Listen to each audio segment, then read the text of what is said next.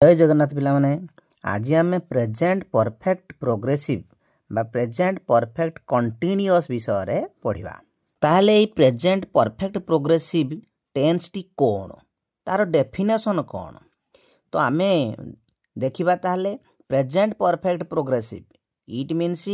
Present perfect progressive describes an action that began in the past and is still continuing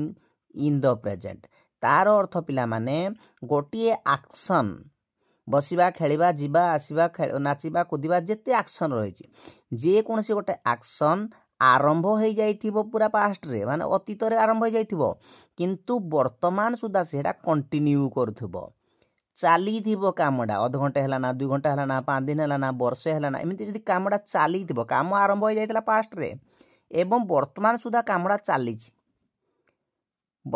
कामडा चाली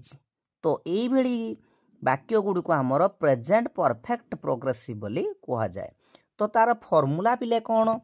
formula बा structure होची प्रथमे आमे subject लिखिबा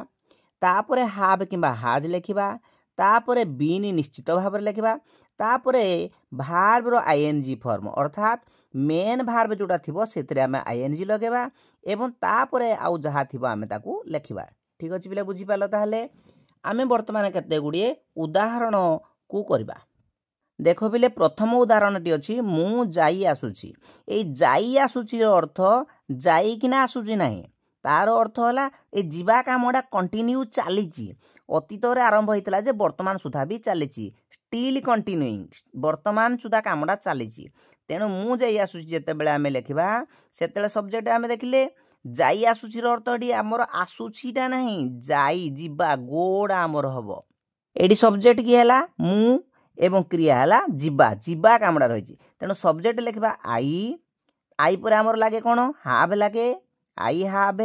तापर बीनटा निश्चित भाव रे पिले लागबो आई हाव बीनी तापर मेन भाव किए जीवा जीवा रे आईएनजी बसिबो going I have been going. ठीक से 2 नंबर टा उठिके पिले देखो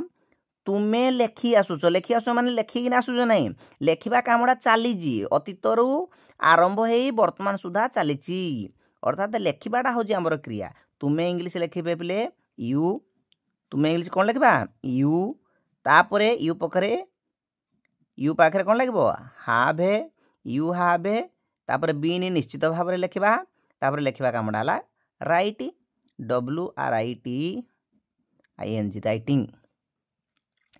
से परि 3 नंबर आउ देखो तुमे 2 घंटा हला लेखुचो कोन हबो ताले को यू हाव बीन ए जगह सी गला तापरे लेखुचो राइटिंग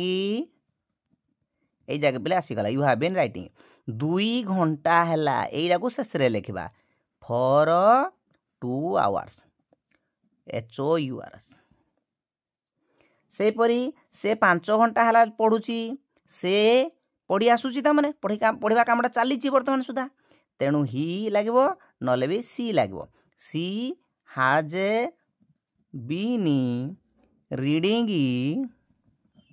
तापर लिखबो कोन बिले फॉर 5 आवर्स। से परी 5 नंबर टी को पिले देखो आमे पी आसुछु की एटा क्वेश्चन पचरा गला इंटरोगेटिव सेंटेंस तेणु आमे पी आसुछुटा को कोन हबो वी हैव बीन ड्रिंकिंग जेते क्वेश्चन पचारेबो सेते कोन हबो हाफडा वाक्य आरंभ आसीबो हैव वी बीन ड्रिंकिंग। से परी तुमे खेली आसुछो की तुमे खेली आसुछो कोन हबो यू हैव बीन प्लेइंग कोन हबो यू हैव बीन प्लेइंग तेणु यू हैव बीन प्लेइंग टा कोन जेते क्वेश्चन पचारबा इंटरोगेटिव सेंटेंस करे हाफडा वाक्य आरंभ करबा